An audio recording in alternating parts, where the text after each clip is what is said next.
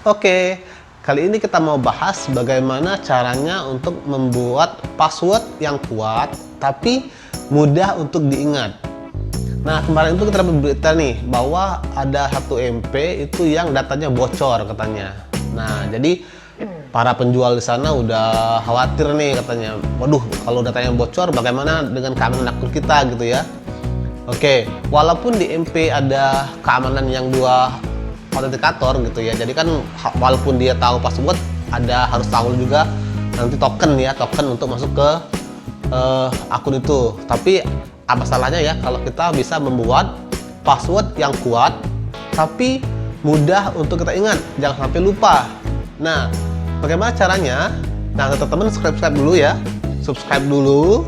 Nanti baru kita akan lanjutin bagaimana tutorialnya untuk memilih password yang kuat tapi mudah diingat.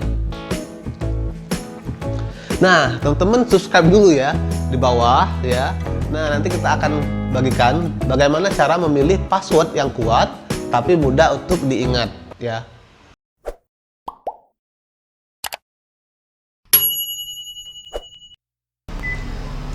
Oke, sekarang kita mau coba tips tadi ya, bagaimana caranya untuk memilih password yang sulit untuk ditebak ya, tapi mudah untuk kita ingat.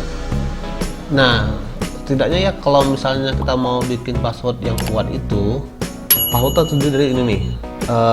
Yang pertama ya, ada huruf besar.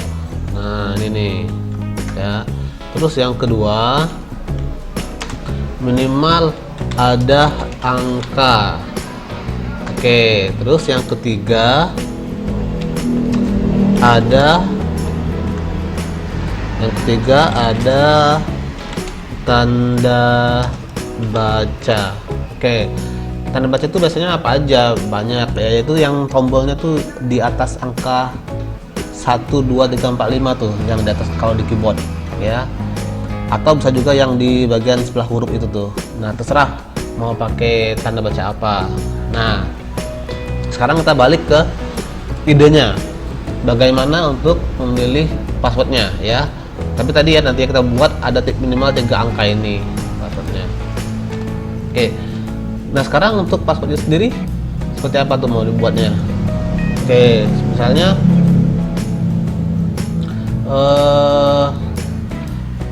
kita kalau ingin ingat ya, kita harus pilih sebuah nama yang berkesan atau yang memang kita mudah atau ingat.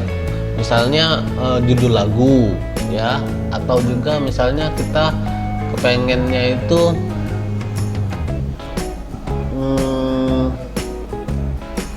apalagi ya selain judul lagu misalnya, atau misalnya kita ingat sebuah tempat, boleh juga ya, sebuah tempat, judul lagu, intinya apa aja deh, apa saja yang membekas di ini kita ya.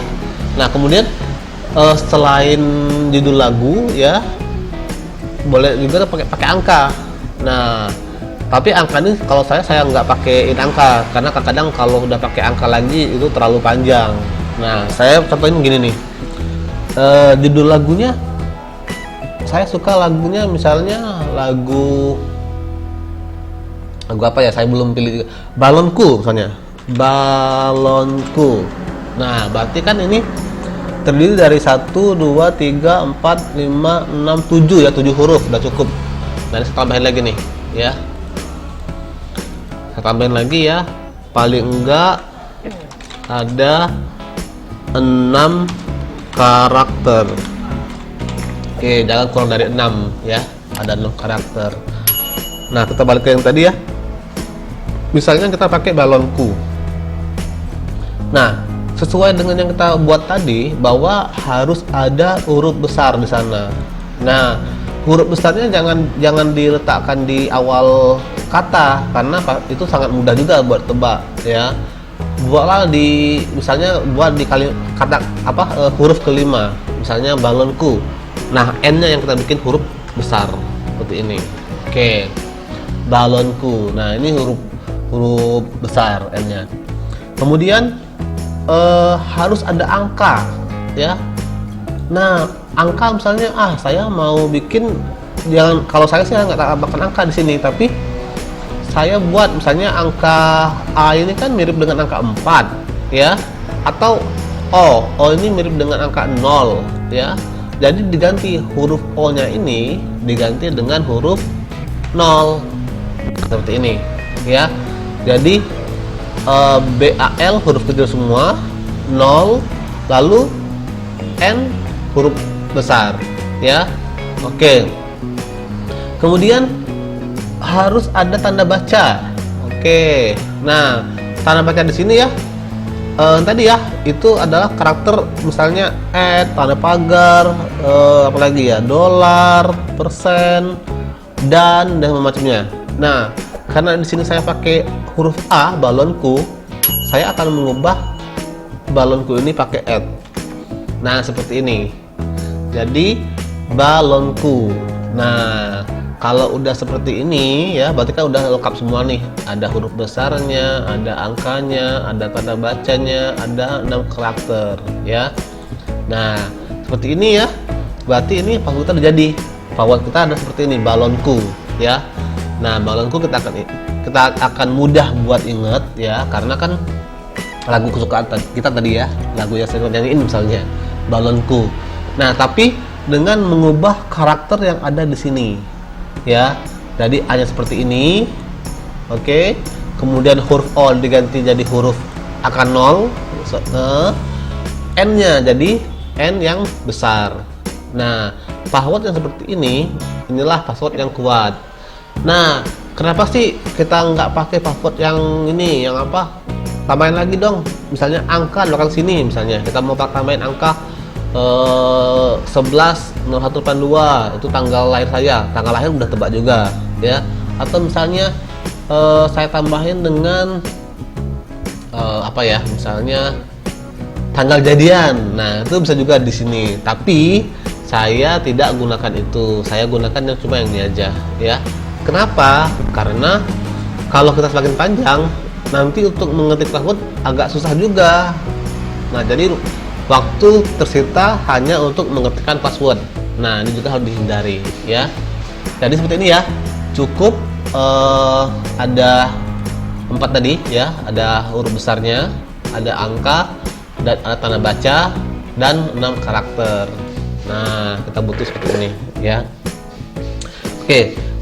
Sekarang udah jadi ya. Nah, teman-teman boleh praktekin di rumah. Kira-kira password apa sih yang cocok untuk kalian, password yang sulit untuk ditebak sama si hacker, tapi mudah untuk kita ingat. Oke. Nah, nanti kalau misalnya ada yang kalian ingin tanyakan lagi atau ingin diskusi mengenai password, boleh dijawab di kolom komentar ya. Tulislah di kolom komentar. Jangan lupa ya, video ini di like, subscribe ya. Kemudian ya bantu deh channel kita supaya lebih berkembang lagi. Bye bye.